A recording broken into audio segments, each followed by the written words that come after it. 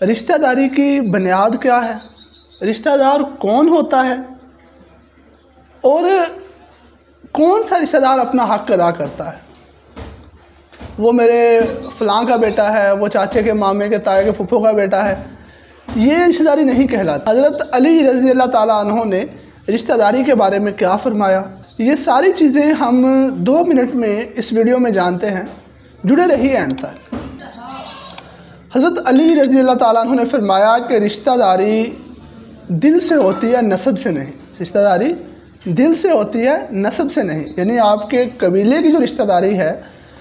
ہم اس کو رشتہ داری نہیں کہہ سکتے، ہم رشتہ داری کہیں گے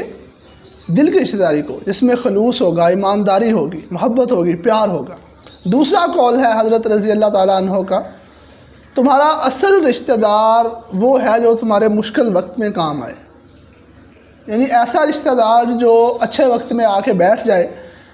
آپ کے ساتھ خوش گپیاں ہو رہی ہیں، اچھا ٹائم گزر رہا ہے، لیکن جب مشکل آ جائے تو آپ کے پاس سے بھی نہ گزرے تو وہ رشتہ دار نہیں کہلائے۔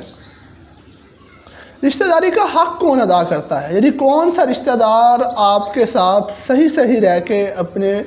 حقوق ادا کرے گا، اپنے فرائض ادا کرے گا،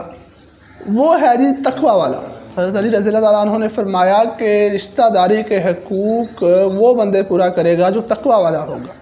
یعنی جس کے اندر تقوی نہیں ہے، اللہ کا خوف نہیں ہے، دل کے اندر اللہ کی محبت نہیں ہے، وہ انسان رشتہ داری کے پیمانے پہ بھی پورا نہیں ہوتا۔